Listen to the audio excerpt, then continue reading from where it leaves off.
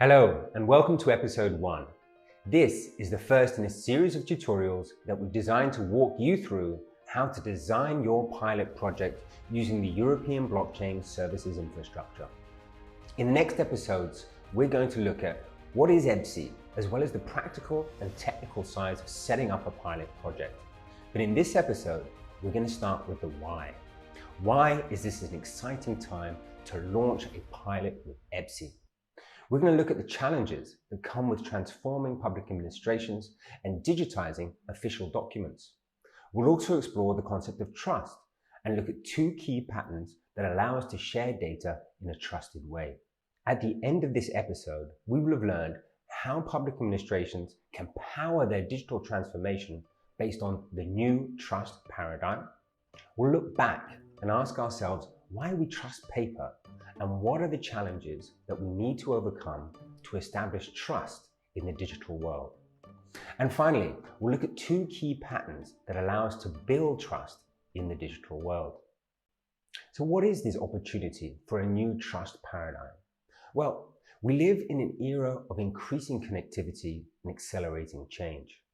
In Europe, our digital transformation is leading to the digitization of the paperwork that we use today to ensure the free movement of goods, services, capital, and people within the European single market. As government and government services are increasingly digitized, the well-established in-person verification processes that rely on documents is going to change. In the future, official documents and the verification of those documents will become digital by default. Getting there is a complex problem with many obstacles that we'll need to overcome. And we don't know exactly how long this transition is going to take. But one thing is for sure, this transformation is an opportunity for our society.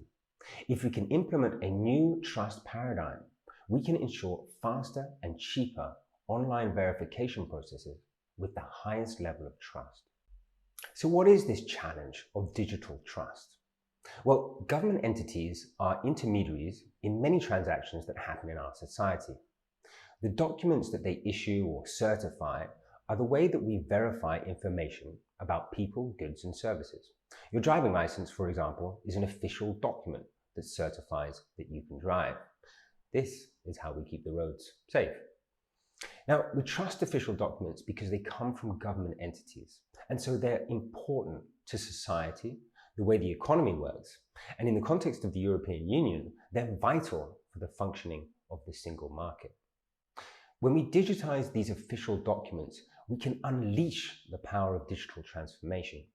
It means faster flows and processing of information, as we can automate the verification of that information. However, this transformation is not entirely straightforward. Digital documents are easy to copy and easy to modify. And this is where we get to the heart of the matter, the issue of digital trust. Digitizing documents is the easy part.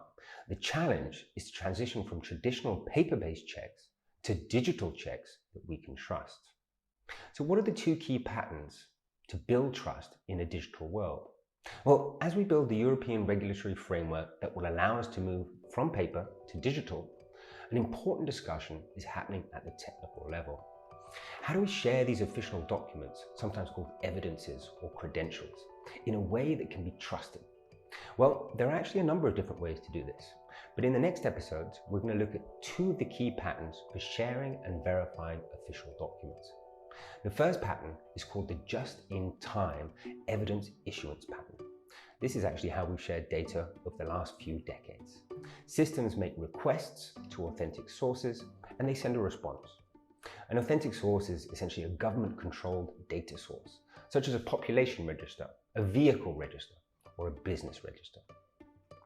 However, the emergence of blockchain has led to a discussion about an alternative pattern, known as verifiable credentials.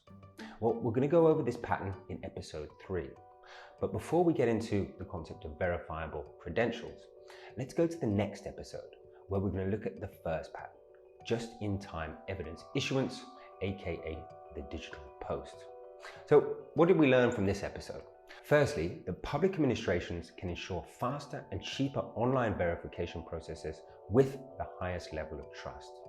Secondly, digitizing documents is actually the easy part. The challenge is to transition from traditional paper-based checks to digital checks that we can trust. And finally, there are two key patterns of sharing and verifying official documents.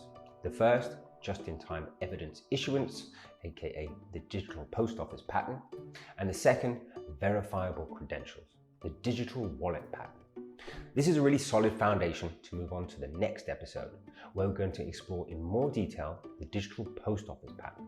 So when you're ready, I'll see you there.